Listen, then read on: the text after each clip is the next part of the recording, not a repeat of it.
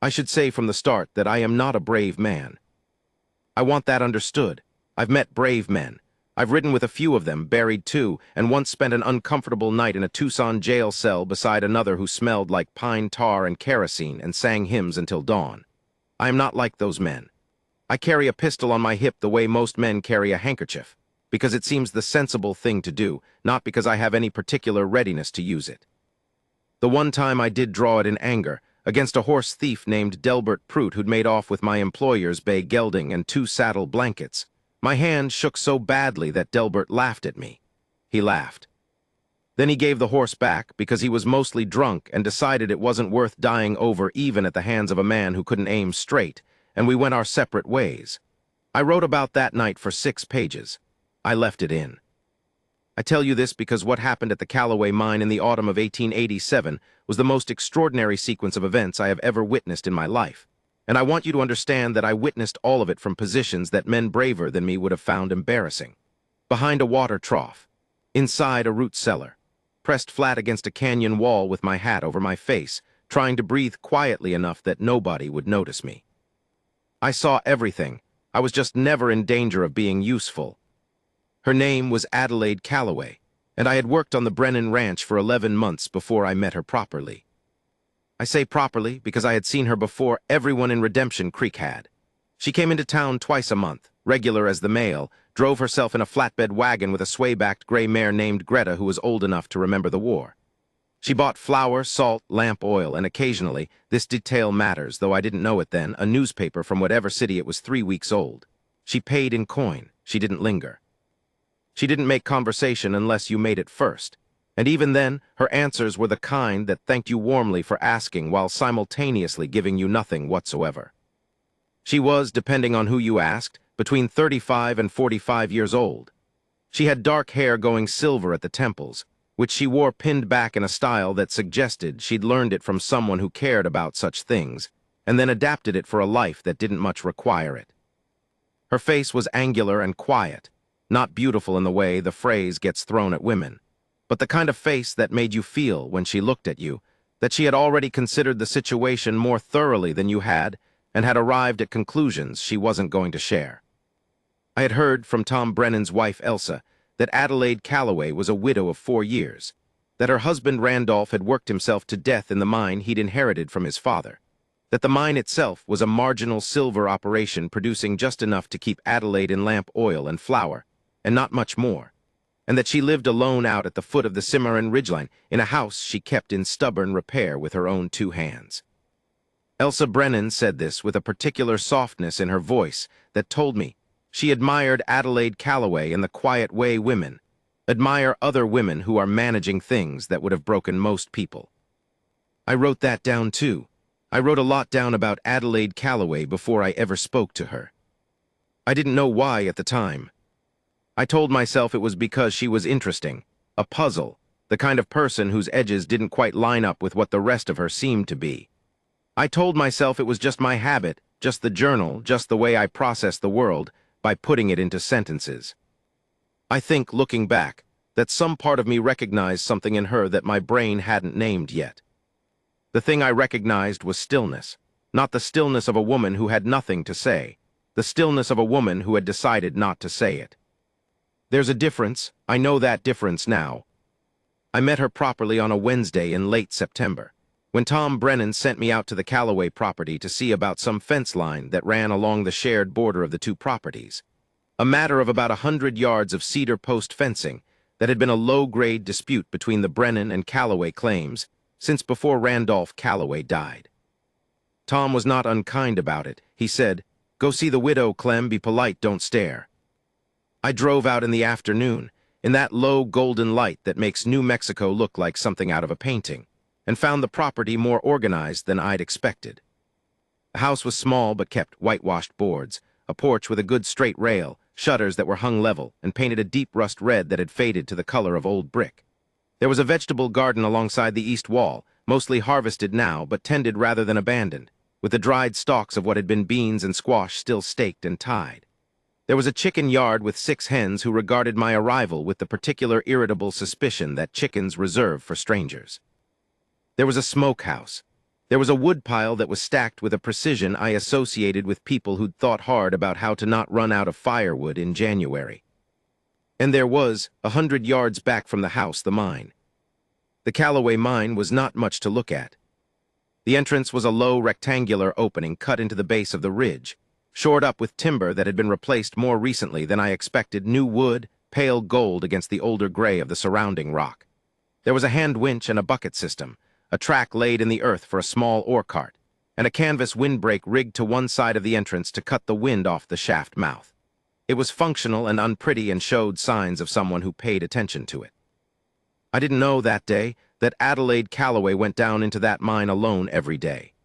I didn't know she pulled ore herself, cataloged what she found, and had developed over the preceding 4 years a very precise understanding of exactly what the vein in that ridge was doing and where it was going.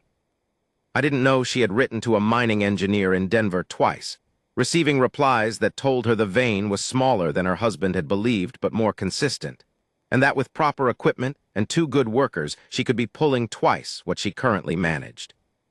She couldn't afford the equipment, she couldn't afford the workers, she managed anyway. I knocked on the front door and she opened it before I finished the second knock, which meant she'd seen me coming from somewhere inside and had made a decision about it. I only worked that out later. She looked at me with those quiet gray eyes and said, "You're from Brennan's, come about the fence." It wasn't a question. "Yes, ma'am," I said, "Clem Haverstock. Tom sends his respects." "Tom wants the fence moved north 6 feet, she said. "He's wrong about where the survey line is. I have the original survey papers if you'd like to see them. Come in." I came in. The interior of the house was clean and plain and full of a particular kind of intelligent arrangement. Everything in the room serving a purpose. Nothing decorative except a single-framed pencil sketch on the east wall. A landscape I didn't recognize, drawn with the economy of someone who'd spent exactly enough time to capture what they needed and no more. I noticed the boots by the door. They were good boots, not the kind you'd expect a woman to own alone on a marginal silver claim. They had a particular heel, square and low, and the leather was scratched and worn in ways that said they'd been walked in hard and far and over rough ground. The scratch patterns weren't from farm work. I've worn farm boots long enough to know what farm work does to them. These were something different. I noticed the single chair pulled close to the window with a good sightline to the road. I noticed the way the curtain on that window was hung with a gap, not for air, but for angle. I noticed these things the way I always notice things, making little mental notes that I'd transfer to the journal that evening, not yet understanding what any of them meant. She showed me the survey papers. She was right about the fence. We discussed it for 20 minutes. She was precise and unsentimental and occasionally dry in a way that took me a moment to recognize as humor, because she deployed it so quietly that it was easy to miss. When I was leaving, I said, almost on reflex, "Is there anything Mr. Brennan can help with out here? He'd be glad to send a hand over if you needed anything." She paused at the door, just for a moment. A pause so brief I might have imagined it, except that I was paying attention. "Thank you," she said. "I manage." I drove back to Brennan's and wrote 4 pages in my journal that night. I'm not sure why she interested me so much. I told myself the usual things: interesting woman, unusual situation, instinct for a story. But I think, if I'm honest, it was the boots. The Harlow gang arrived in Redemption Creek on the 2nd Tuesday of October. There were 6 of them, and they rode in easy and unhurried, which is how trouble usually comes when it knows it has the advantage. Their leader was a man named Silas Harlow, who I had heard of. Everyone in the territory had heard of him, though the stories varied enough that it was hard to know which ones were true. He was large and brown-bearded, and had a manner about him that was almost pleasant, the kind of pleasant that sits on top of something colder the way snow sits on top of hard ground. They took rooms at the Creek Hotel, which had 4 rooms and a lobby that doubled as a saloon, and spent the first day drinking moderately and asking questions in the casual way that practiced men ask questions, not seeming to ask, just talking, just being friendly, just letting conversation go where it went. I happened to be in the saloon that first evening, having ridden in for supplies, and I sat near enough to hear some of what was said without being near enough to seem like I was listening. They were interested in the Callaway mine. This surprised me. The Callaway mine was not, by any accounting I knew of, the kind of thing outlaws rode 50 miles to target. It was a marginal silver operation run by one woman. Its weekly output, from what I'd heard, was barely worth the candle. But Silas Harlow, I would learn, was not interested in what the mine was currently producing. He was interested in something else entirely. Something someone had told him the mine sat on top of, something that had nothing to do with the silver vein. I didn't know what that was yet. I wrote down what I'd heard and went back to the ranch troubled by something I couldn't name. I went back to the Calloway property the next morning. I told myself it was about the fence, which still hadn't been properly resolved. I told myself Tom had asked me to follow up. Neither of these things was the whole truth, and I knew it even as I was telling them to myself, because I was already writing the scene in my head the way I sometimes do when something is pulling at me, narrative instinct, my mother used to call it, as though it were a compliment. Not always. Adelaide was in the vegetable garden when I arrived, doing something with the last of the dried bean stalks. She heard Greta's bridle before I called out, turned and looked at me with an expression that said she'd already made a decision about this visit before I'd opened my mouth. "Mr. Haverstock," she said, not a greeting, an acknowledgement. "I wanted to let you know," I said, "that there are men in town asking about your mine." Something moved across her face, not alarm, not quite. Something more like a very brief, very interior conversation that she conducted entirely behind her eyes, and that lasted less than a second. "What kind of men?" she said, also not a question. "The Harlow gang," I said. "6 of them, Silas Harlow himself." She was quiet for a moment. She had a beanstalk in her hand, dried to the color of old paper, and she held it without moving, without fidgeting, without any of the nervous adjustments people make when they get bad news. Just held it. Still. "How long have they been in town?" she said. "Since yesterday afternoon." She nodded once, set the beanstalk down, brushed her hands against her skirt, not nervously, more like punctuation, and looked at me with those quiet gray eyes. "Thank you," she said. "That was kind of you to come." I had the distinct and uncomfortable sensation that she was already 3 steps ahead of me in a conversation I hadn't realized we were having. I felt it the way you feel the edge of a very cold room before you step through the door. A change in pressure. A change in temperature. Something that told me the air in Adelaide Calloway's world was not the same air as the one I usually breathed. "Is there something I can do?" I asked. She looked at me for a moment. I think she was genuinely considering the question, not just fielding it politely. "No," she said, "but thank you." I drove back to the ranch. I wrote 6 pages that night. I couldn't sleep. I kept thinking about those boots. The next 2 days were quiet in the deceptive way that days before things happen are quiet. I rode out to check the Brennan fence line, really genuinely because Tom had asked me to. I wasn't entirely making it up, and passed within a 1/4 mile of the Calloway property twice without stopping. Both times I looked toward the house and saw nothing concerning. Smoke from the chimney, the gray mare in her paddock, the mine entrance visible on the ridgeline, the canvas windbreak moving in the wind. I saw Adelaide herself once at the mine entrance. She was standing at the mouth of the shaft with something in her hands. I was too far to make it out, and she was perfectly still, looking at the ridge. Not the way you look at something you're examining. The way you look at something you're deciding about. That evening I was in town again, and I saw 2 of the Harlow men in the general store, buying rope and lanterns. The specific combination of rope and lanterns made me feel cold in a way I couldn't articulate. I asked the store clerk, Pettit, if he knew what the men were buying them for. Pettit shrugged.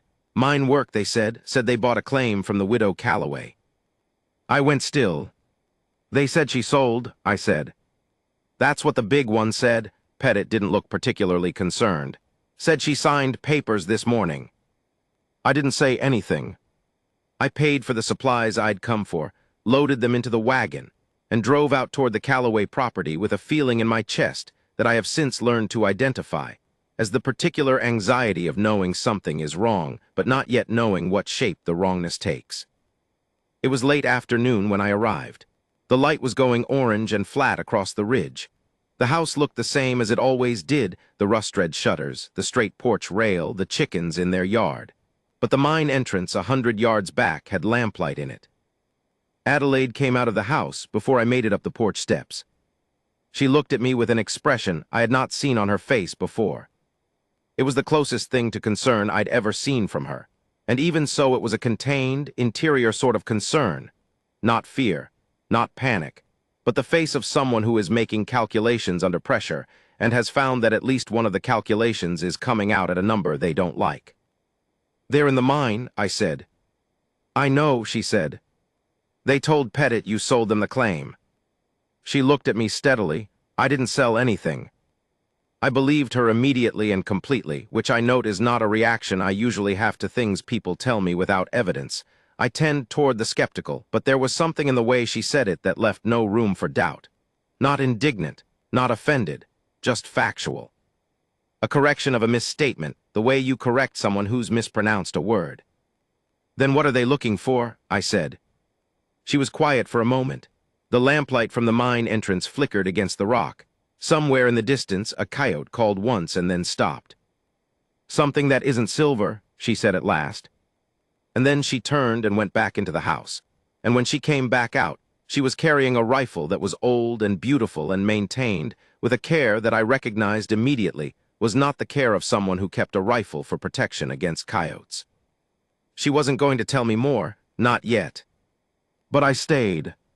I pulled my wagon around to the far side of the house, unhitched Brennan's mare so she could water herself from the trough, and sat on the ground with my back against the house wall and my journal on my knee, and I wrote down every detail I could remember. I wrote down the boots. I wrote down the rifle. I wrote down the way she held still when I gave her bad news, the way a person holds still who has learned that stillness is a tool. And I wrote down the question that had been sitting at the back of my mind, since I'd seen the lamplight in the mine shaft. Who is she? Not who is she now, that I could see widow, minor, stubborn woman managing alone. But who was she before, and what had she been doing in those boots over all that hard ground? And what in the name of God was in that mine that Silas Harlow had ridden 50 miles and brought 5 men to find? I didn't have answers yet, but I had a feeling, the kind that fills the page before the words do, the kind that sits at the bottom of your chest like a slow-burning coal, that I was going to find out. The lamplight in the mine shaft flickered. The coyote didn't call again. Adelaide Calloway stood on her porch with a rifle and looked at the ridge, and her face was as still and unreadable and absolutely certain as anything I had ever seen in my life. I kept writing. That's what I do. That's what I did. That's all I could do. There was a particular quality to the silence that settled over the Calloway property after dark. Not empty, not peaceful, but the kind of silence that is made up of 100 small sounds you'd miss if you weren't listening. The wind moving through the cedar breaks along the ridge. The ore cart track creaking very softly as the temperature dropped and the metal contracted. The chickens settling in their yard. The mare blowing air through her nose in the patient, companionable way of horses that are used to waiting. And from inside the mine, the distant, muffled sound of men moving. Lanterns, voices too low to make out. Adelaide stood at the edge of her porch for a long time. I sat at the corner of the house and watched her from a distance that felt both inadequate and excessive, too close to pretend I wasn't there, too far to offer anything useful. I had my pistol. The fact of it on my hip felt faintly ridiculous. She didn't seem aware of me, or if she was, she had decided I wasn't a variable she needed to account for. I found this simultaneously reassuring and mildly insulting. I wrote that down too. After a while she turned and looked at me. Direct. Even in the dark, with just the house lantern light coming from the window, her eyes caught the light in a way that made you feel seen. "You keep a journal," she said. Not a question, she'd seen me writing. "Since I was 14, I said. She was quiet for a moment. "Then what do you write?" "Whatever I see," I said. "Whatever I'm trying to understand." She looked at me for a moment longer than was comfortable, then looked back at the mine. "Good practice," she said, quiet, not quite a compliment, not quite not one. I waited for her to say more. She didn't. I kept writing. The sound from the mine changed at some point. I'm not sure exactly when. I'd been writing with my head down and lost track of the time. It went from the low, irregular sounds of men moving and searching to something more purposeful, more directed. A series of steady, dull blows like a pick against stone. They'd found something, or thought they had, or were making sure. Adelaide heard it too. I know she heard it because something in her posture changed, almost imperceptibly, but I was watching. I was always watching. A small, particular adjustment of her shoulders. The way a person's body adjusts when something they've been bracing for finally begins. She picked up the rifle. She didn't cock it. She just held it, easy and familiar, down at her side, and she looked at the mine entrance with an expression I could not name then and have thought about many times since. It wasn't anger, it wasn't fear. It was the expression of a woman remembering something she had put away. Something she had told herself she would not need again. And I wrote it down. I wrote every word of it. I wrote the pickaxe sounds and the cold air, and the way the lamplight from the mine made a thin yellow line at the entrance of the shaft.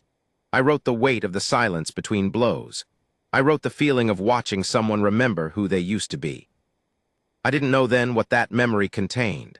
I only knew, with the particular certainty of a man who has been recording the world long enough to recognize when something real is happening, that what came next would be the most important thing I'd written in 11 journals. I made sure I had enough pages left.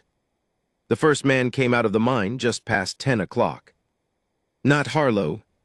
One of the others, a lean, rope-muscled man in a canvas coat who emerged from the shaft entrance at a half-crouch, carrying a lantern low, and stood blinking in the cold air while his eyes adjusted. He looked at the house. He looked at the porch. He saw Adelaide Calloway standing there with the rifle at her side, and he went very still in the way that men go still when they realize they have miscalculated the softness of the thing they've come to take from. I was at the corner of the house. I am not sure he saw me. I was, as noted, behind a water trough. The man said, "Ma'am." His voice had that particular careful quality of someone deciding in real time what posture to take.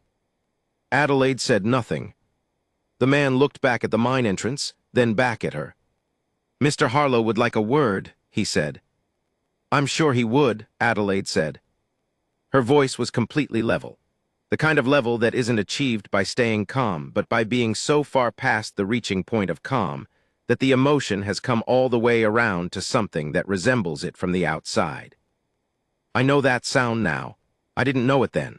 I wrote it down and tried to name it and came closest to controlled fire, 2 words that don't mean the same thing separately but together get at something. The man shifted. He did not step closer. "He just wants to talk, ma'am, about the claim." "I haven't sold any claim," Adelaide said. "Yes, ma'am." The man glanced at the rifle. "He's aware of that." "Then we don't have a lot to talk about." The man shifted his weight again, and this time he was looking at the rifle with the direct attention of someone who was doing arithmetic. There were 6 of them and 1 of her. Those were the numbers he was working with. I could see it in the set of his shoulders, the calculation, the conclusion, the small moment before he reached it when he thought he had figured it out. What he had not figured in was the rifle. Not as a weapon, as information. He had not figured in the way she was holding it. Loose, natural, slightly forward of the hip, thumb along the stock, barrel angled in the direction of his center of mass without seeming to be aimed. It was such a deeply practiced carry that it barely looked intentional, which is exactly how you know it was. Men who carry rifles for defense hold them wrong, either too tight or too pointed, betraying their anxiety. This was not that. She was holding it the way you hold something you've carried so long it's become part of your body. He'd missed that. I caught it and I wrote it in the margin of my journal page with an asterisk. She has done this before. "I'll tell him what you said," the man said and went back into the mine. Adelaide stood where she was, didn't relax, didn't tense, stayed in the same controlled stillness. I looked at her from my position behind the water trough, a position I am, in retrospect, not proud of, and I thought, I have never watched anyone who was this prepared for something they would prefer was not happening. And I thought, who prepared her? The answer to that came in pieces, the way answers usually do, assembled from fragments I gathered over the next several hours that I then spent many more hours arranging into something that made sense. Some of it came from Adelaide herself, eventually. Some of it came from a leather satchel she brought out from the house while the Harlow men were still in the mine, setting it on the porch rail with the ease of someone retrieving a tool. Some of it came later, from sources in town, and one long conversation with a retired U.S. Marshal named Olin Price, who happened to pass through Redemption Creek 3 weeks after the events I'm describing, and who knew Adelaide Calloway by a name I hadn't known to look for. But that night on the porch, with the sounds of the Harlow gang in the mine shaft and the cold coming down off the ridge. What I got was a fragment. She said it quietly, not looking at me, still watching the mine entrance. Said it the way people say things they've said inside their own heads many times and are now saying out loud for the first time in a while, hearing how it sounds, deciding whether it still fits. I tracked men for 12 years, she said, before I came here, before Randolph. I wrote it down as she said it. I wrote it the way you write a sentence that reorganizes everything that came before it. Bounty work, I said. Mostly, a pause. Sometimes the government wanted them alive. Sometimes the circumstances made that complicated. How complicated? 17 times, she said. The circumstances were complicated. She said it without inflection, not boasting, not confessing, just reporting the way a surveyor reports grade and distance. I stopped writing. I looked at her profile in the lamplight. I thought about the boots, the specific wear patterns on the heels, the chair by the window and the gap in the curtain, the way she'd turned and looked before I finished knocking, the way she'd held still when I gave her bad news, the rifle. 17 times. What name did they know you by? I said. She turned and looked at me then, just for a moment, and she almost smiled. Ada, she said, Ada Cross. I didn't recognize the name at the time. I do now. Anyone who dealt with fugitive recovery in the territory in the 1870s would recognize it immediately, though few of them knew it belonged to a woman. The stories attached to it involved a tracker who worked alone, moved in the kind of silence that large animals move in, and had a talent for disappearing from the official record at exactly the point where other bounty hunters became inconveniently visible. She had been extraordinary at it. She had also, apparently, decided one day to stop.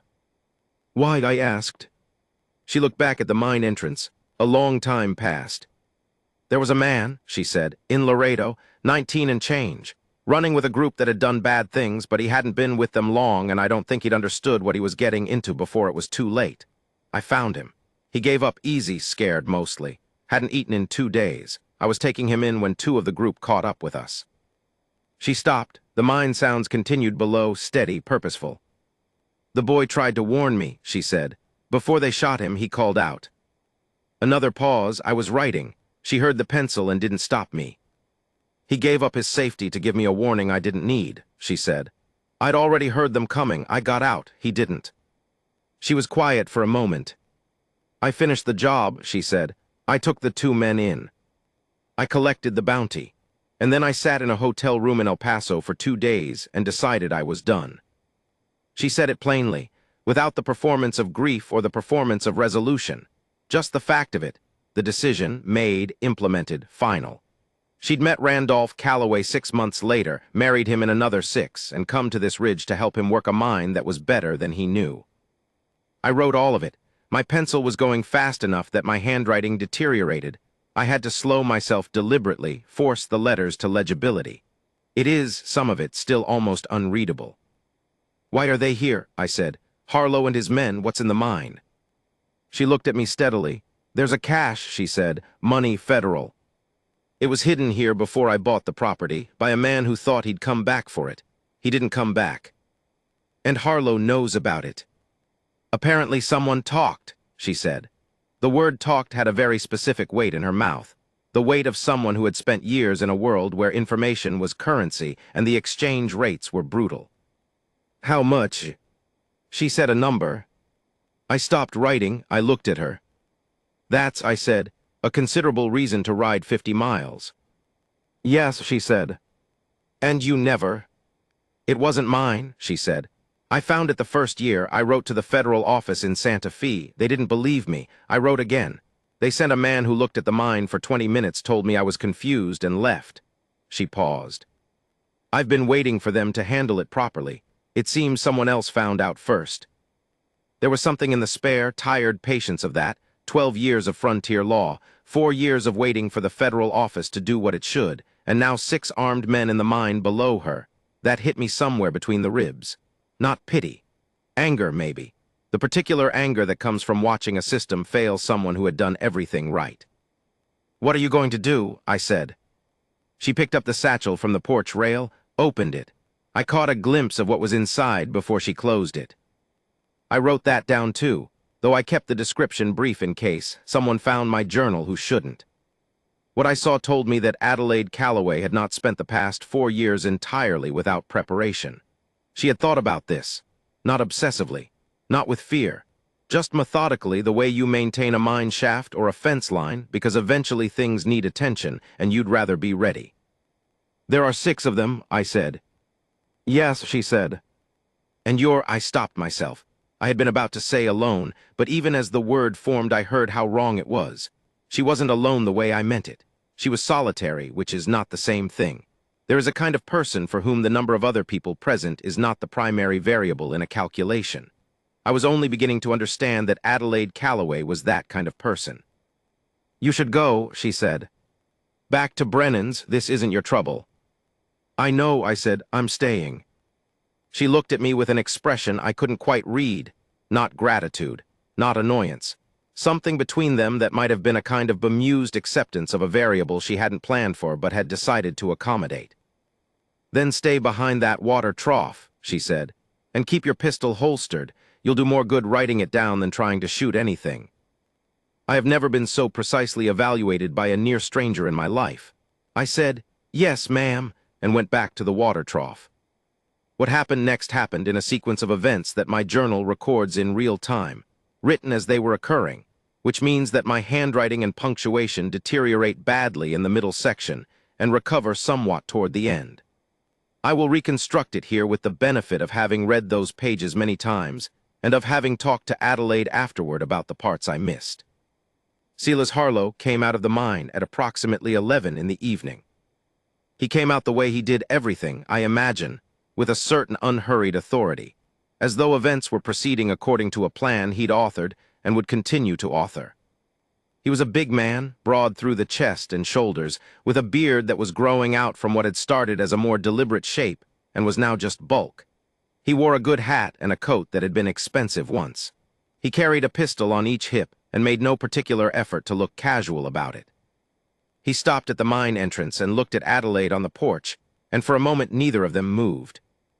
Mrs. Calloway, he said. He had a smooth voice, the kind that had been used to managing rooms. I think we've found ourselves in a situation. There's no situation, Adelaide said. There's trespassing and attempted theft of federal property. Those are crimes. You should leave. Harlow smiled. It was a deliberate smile constructed.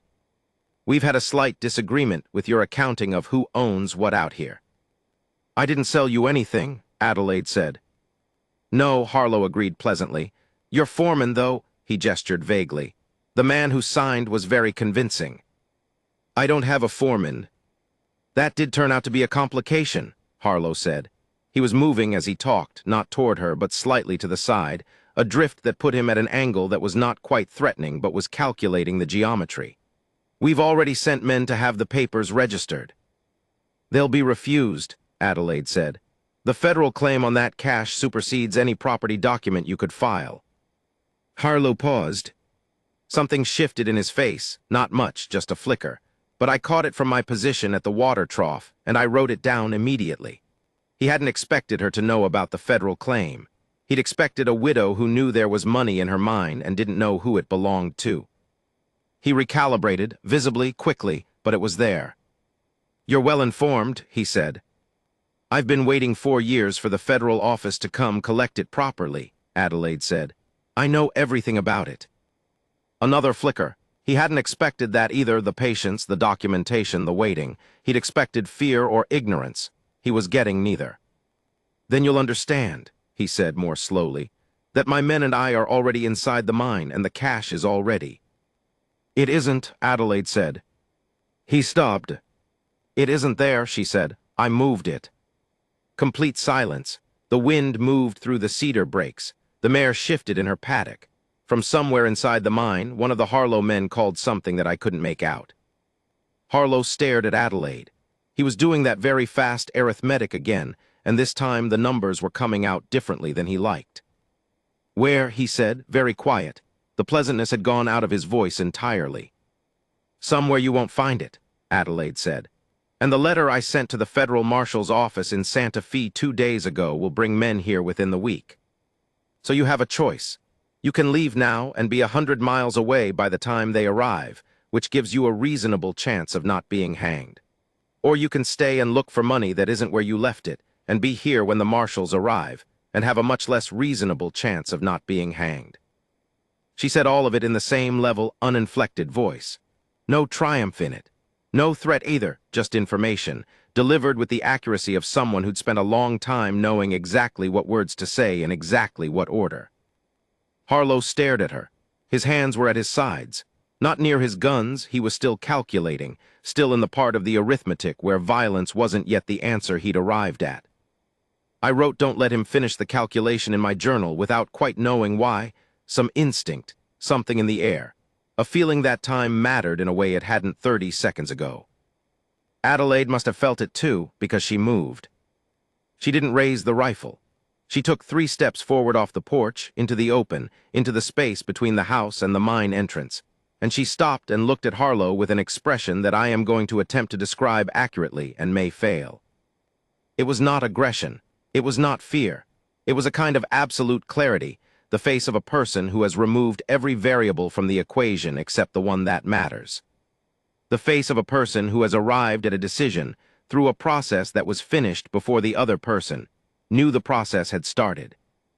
My name, she said, was Ada Cross. She said it quietly, into the cold night air, into the silence between them. And I watched Silas Harlow's face change. I don't know what the name meant to him specifically. I know what it meant to the world she'd moved through from what Alan Price told me later. I know the stories. I know the distances she'd covered and the men she'd brought in and the 17 times the circumstances had been complicated. Whatever Harlow knew, it was enough. His hands stayed away from his guns. They stared at each other for a long moment. The lamplight from the mine entrance made a thin yellow line in the dark. The cedar brakes moved in the wind. Then Harlow turned and called into the mine shaft. A single word, sharp, final, the word men use when a plan has changed irrevocably. Men came out of the mine, 5 of them. They came out blinking and dusty and carrying tools and lanterns, and they looked at their leader and then at the woman in front of the house with the rifle and then at their leader again, and whatever they read in Harlow's face settled the question without a word being spoken. They left, all 6 of them, back to their horses, which were tied a quarter-mile back along the road. I heard the hoofbeats fade into the dark, heading east, away from town. Adelaide watched until the sound was gone entirely. Then she stood very still for a long time. Just stood there in the cold night, with the rifle at her side and the mine entrance behind her and the dark ridge above. I waited. I was good at waiting by that point. I had 14 pages of notes. After a while she turned and looked at me. "You're still here," she said, surprised, I thought, a little. "I said I was staying," I said. She looked at me for a moment. Then she looked down at my journal, open on my knee, pencil still in my hand. "Write it down right," she said, "all of it." "I'm trying," I said. She nodded once, and then she walked back to the porch, and she sat down in the single porch chair, and she set the rifle across her knees, and she looked at the road long after the hoofbeats had stopped. I wrote. There was something I hadn't asked her yet. Something I'd been carrying since she said the boy's name. The 19-year-old in Laredo who'd called out a warning he didn't need to give. I don't know why I asked it then. Maybe the adrenaline was thinning and the questions were coming up through it. Maybe I'd filled enough pages that I felt I'd earned it. "Do you know his name?" I asked. "The boy in Laredo." She was quiet for a long time. "Emilio," she said. "Emilio Vega." She said it carefully, the way you say a name you've said a great many times in private.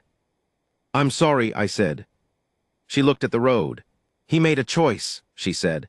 "I've spent a long time trying to decide whether to be grateful for it or angry at it." "Which is it?" Another long silence. The cold came down off the ridge. The mare moved in her paddock. "Both," she said, "every day." I wrote that down. I drew a line under it. I looked at what I'd written and thought, that is the truest thing anyone has said to me in a long time. Grief that doesn't resolve. Gratitude that doesn't cancel the loss. 2 things occupying the same space, neither of them giving way. She was still looking at the road when I closed the journal. I didn't sleep that night. I sat at the corner of the house until dawn came up over the eastern flats, gray and then gold, and the ridge went from black to brown to the red-orange of baked clay, and the mine entrance was just an ordinary rectangle of shadow again in the morning light. Adelaide Calloway came out at first light with 2 mugs of coffee, and she handed me one without a word, and we stood there in the cold morning watching the light change. I thought about writing it down, then I decided some things didn't need to be written, some things you just keep. But I've written it now, years later, and I find I'm glad I did. Because what I felt that morning, standing there at the edge of a woman's hard-kept life with the mine behind us and the open territory ahead, was something I want to be honest about. It wasn't admiration, exactly. It was something that admiration is made of, a kind of recognition, the way you recognize something real when you've been around enough performance to know the difference. She wasn't performing composure. She wasn't performing strength. She had simply lived through so much that these things were structural now, built into the foundation rather than the facade. And she had also, I knew now, carried a name for 4 years that nobody around her knew. Had laid it down the way you lay down a tool that's taken too much from you, and had lived without it, and had found it again last night in a cold mine yard with 6 armed men and a decision to make. Both at once, every day. The coffee was good, strong and slightly bitter and exactly right for the temperature and the hour. I thought about saying so. She spoke first. "Marshals will actually come," she said, not a question, not really to me. The letter was real. I sent it 3 days ago, when I heard strangers were asking in town. 3 days ago, I said.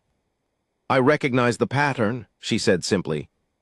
I thought about what it meant to recognize the pattern, to hear that strangers were asking questions about a marginal mine on the edge of nowhere, and to know, without being told, exactly what kind of strangers asked those questions and why. To have spent 12 years in a world where patterns like that were the difference between living and not, and to discover that even 4 years of baking bread and pulling ore hadn't erased that knowledge. "Were you scared?" I asked. She looked at the ridge. "Not the way you mean," she said. I thought about that for a while. "What way, then?" "There's a kind of scared," she said slowly, like she was working it out as she spoke. "That is fear of what might happen, and there's a kind of scared that is fear of who you might have to be again." She paused. "The first kind I've handled before, the second kind is harder." I looked at her, and I said. She was quiet. The morning light moved across the ridge. The ore cart track glinted once in the early sun. "And I'm still standing here," she said. "So."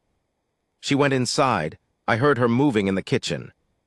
I sat on the porch steps and opened my journal and wrote as fast as I could, because I knew even then that I would want to remember exactly how those words had sounded, exactly what the light was doing on the ridge when she said them, exactly the way she turned and went in, not fleeing, not relieved, but moving with the calm efficiency of someone who had the rest of the day to get on with. I knew I would want to remember it. I was right. Final section, from the Field Journal of Clement Clem Haverstock, written over several weeks following the night of October 14, 1887, and completed in its present form in December of that year. I have not shown this to anyone. I am not sure I will. The marshals came on a Thursday. 2 of them, both younger than I expected, a tall man named Alderton with a deputy's badge and a careful manner, and his partner, Reyes, who was compact and quick, and did most of the actual noting and cataloging while Alderton conducted the conversation. They arrived in the early afternoon, which told me they'd left Santa Fe at first light, which told me that the letter Adelaide had sent had been taken seriously in a way that her 2 previous letters had not. I wondered about that difference. I wonder about it still. They went down into the mine with Adelaide. I waited on the porch in the one chair. She'd told me to use it, said she'd be a while, said there was coffee in the pot. I sat in the cold autumn sun and wrote while they were gone, listening to the occasional muffled sound of voices from the mine shaft. The chickens quarreled in their yard. The gray mare, Greta, stood in the paddock and watched the mine entrance with the mild philosophical interest of very old horses toward things they cannot affect. I had been back out to the property 4 times since the night of the Harlow men. Not every day. Adelaide had not invited daily visits, and I was not going to impose them, but enough that we had begun to have something that was almost a regular arrangement. She would make coffee. I would sit on the porch. Sometimes she talked, sometimes she didn't, and I wrote in both cases. It was one of the more comfortable silences I've known. I had not told Tom Brennan much about what happened that night. I'd said there had been a trespass issue, and it had resolved. Tom had looked at me the way men look at you when they know you've left something out but have decided not to press it, and said, "Good." I appreciated that. I had not told anyone Adelaide's name, Ada Cross. I kept it the way she kept it, inside, unnamed, hers to give out or not. When she came back out of the mine with Alderton and Ray's, her face was composed in the familiar way, but her eyes were doing something I'd learned over those 4 visits to Reed. She was tired, not the kind of tired that comes from a long day, the other kind. "They're taking it," she said to me, when the marshals had gone to their horses to retrieve their logging equipment. "The federal cash today." "Good," I said. "Yes," she said, and sat down on the porch steps. Just sat. Not gracefully, not the composed woman-in-black posture I'd first noted. She sat like a person who had been holding something for a very long time and had just set it down. "I waited. 4 years," she said after a while. "I wrote them twice, they didn't come." "I know. And now," she stopped, looked at the mine entrance. "Now they're very concerned, very thorough." She paused. "Alderton asked me why I hadn't simply removed the cash and handed it over myself." "What did you say?" "I said it wasn't mine." She said it very quietly. "That seems to have confused him." "I thought about that. I thought about what it meant to find something, federal cash, a considerable amount of it, and to leave it where it was and write letters and wait and be ignored and wait some more and write again. Not to take it, not to use it, not even to tell anyone beyond the letters that it was there. 4 years of that, alone on a ridge with a marginal mine and a gray mare and the memory of a name she'd put away. "He's not confused," I said. "He just doesn't know who you are." She looked at me. There was something in the look, not warmth exactly, something more cautious and genuine than warmth.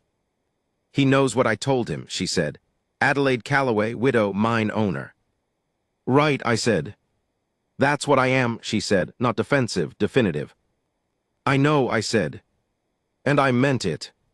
I meant it the way you mean something you've thought through carefully and arrived at clearly, not as a comfort, not as a simplification, but as the actual truth of it. She was Adelaide Calloway. She was also the woman who had been Ada Cross. Both of those things were true simultaneously, and neither one erased the other, and the question of which was more real was the wrong question. I had been working on that idea for several weeks in the journal. I was getting closer to having it right. Olin Price came through Redemption Creek on the 4th of November. I nearly missed him. I was in the saloon section of the Creek Hotel nursing a coffee and going back over my notes when he came in, an older man, heavy through the middle now, but with a deliberate way of moving that said he'd been leaner once, and the weight hadn't changed the fundamental thing underneath. He had the kind of face that had been out in a lot of weather for a long time and had organized itself accordingly. He sat at the bar and ordered whiskey, and looked around the room with the specific casual alertness of a man who had spent years making that kind of looking invisible. We got to talking, the way men talk in bars, gradually, obliquely, starting with the weather and the territory, and arriving eventually at the question of what he was doing out here. "Retired," he said, "U.S. Marshals Service. I'm just writing. Too much time in one place gave me headaches." We talked for a while, and at some point, I no longer remember exactly how it came up. The name Ada Cross was in the air between us. He looked at me. "What do you know about Ada Cross?" he said, not sharp, careful. "Some," I said. He studied me for a long time. Then he picked up his whiskey and said, "She was the finest tracker the service ever worked with. Unofficially, she didn't take the badge. She didn't want the accountability," she said, though I think what she meant was she didn't want the bureaucracy. He paused. "She could follow a man across hard pan in January and never lose the line. She could read a camp the way you and I read a newspaper. She had a—" he searched for the word. "A talent for understanding the situation before anyone else understood the situation." He drank. "What happened to her?" I said. "Laredo," he said, 19-year-old named Vega. She resigned the contract the next week." He shook his head slightly. "I always thought it was a waste. The work mattered to her. You could see it. I thought about what she'd told me, fear of who you might have to be again. Maybe the work cost too much," I said. He looked at me. "Maybe," he said. "Is she—" he stopped. "Is she all right, do you know?" I thought about the porch chair, the morning coffee, the rifle leaned against the rail, the mine shaft, the fence line, the vegetable garden with the bean stalks still staked. Yes, I said. He nodded. He asked nothing else about it. I was grateful for that. Before he left, he said, "If you happen to talk to her, tell her Alan Price says the boy's family know what he did. His mother knows. I thought she'd want to know that." I wrote it down. I told her the next time I was out at the property. She was quiet for a long time. Then she said, "Good." Very quiet. And she went into the house and was in there for a while, long enough that I finished my coffee and was considering leaving, and when she came back out, her face was composed in the usual way, but her eyes were different. I didn't ask. Some things don't need to be asked. I wrote down, "Good," and drew a line under it and a circle around the circle, and I knew I wouldn't be able to explain that notation to anyone who read the journal later, but I knew what it meant, and sometimes that's enough. The mine, without the federal cash inside it, turned out to produce slightly better than Adelaide had known. She told me this one afternoon in November, with a dry amusement that was warmer than it sounded.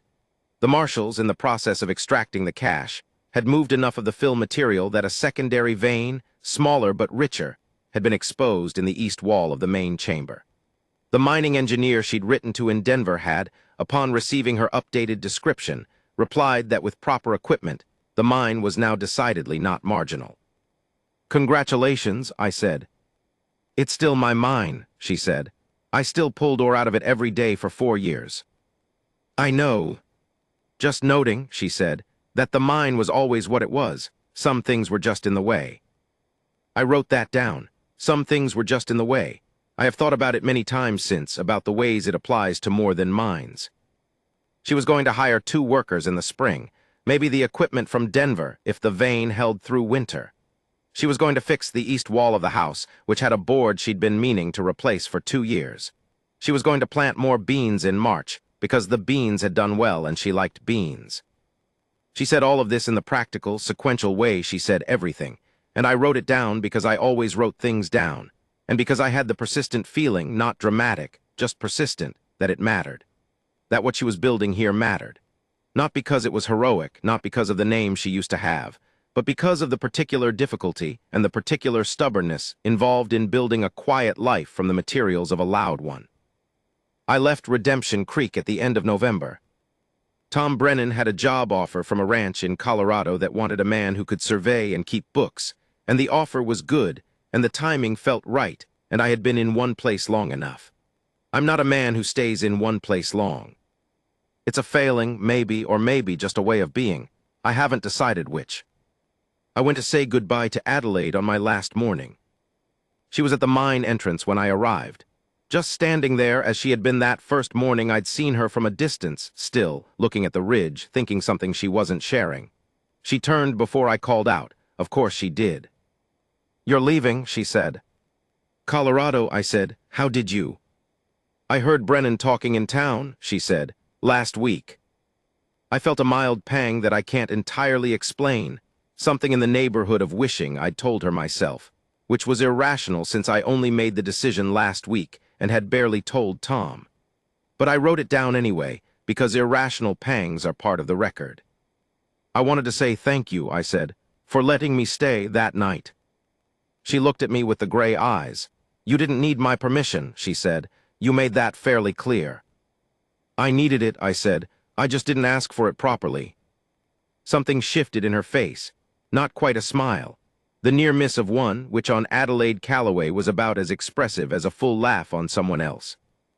"You write well," she said. "If you write about this, make it right." "I'm trying," I said. "I'll keep trying." She nodded.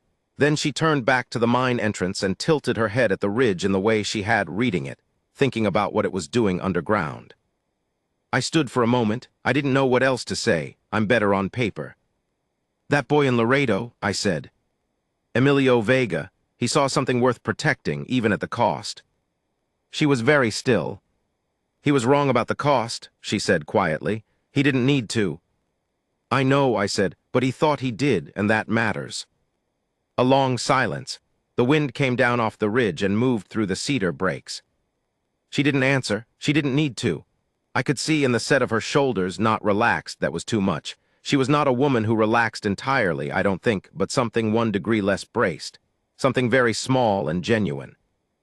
I walked back to my wagon. I unhitched the old mare, clucked to her, climbed up. I looked back once. She was still at the mine entrance, looking at the ridge. The rust-red shutters were catching the morning sun. The beanstalks were staked and tied in the garden. The chickens were arguing about something in their yard. The mine, behind her, was just a rectangle of shadow in the rock. All of it ordinary, all of it hers. I clicked the mare forward and we went north toward the road, and I didn't look back a second time, not because I didn't want to, but because some things you leave whole. I have been trying to write this down right, as she asked me to. I've written it 6 times over in the months since. I've torn out pages and started again. I've added things and taken things away, tried to find the order that does what it needs to do. Here is what I know, and what I want written down clearly. Adelaide Calloway pulled ore out of a ridgeback mine alone for 4 years. She baked bread on Sundays. She kept her chickens and her gray mare and her vegetable garden and her husband's ring on a chain around her neck. She wrote 2 letters to the federal office in Santa Fe and was ignored twice and kept writing. She found an extraordinary amount of money in her mine and left it there and kept writing. She recognized a pattern and sent a 3rd letter 3 days before she needed it and had everything in order before anyone arrived. She had been Ada Cross. She was not Ada Cross anymore. Both things were true. She had carried a grief for 8 years, for a 19-year-old boy who made a choice that cost him everything and gave her a warning she didn't need. And she carried it every day, both the gratitude and the anger, both at once, neither giving way. She stood in a cold mine yard with 6 armed men, and she said her name and they left.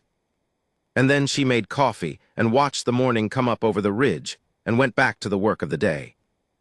I don't know what to call what she was. Brave doesn't cover it. Strong doesn't cover it. Those words are meant for people who don't feel the weight of things, and she felt everything, I am sure of it. I watched her closely enough. The weight was there.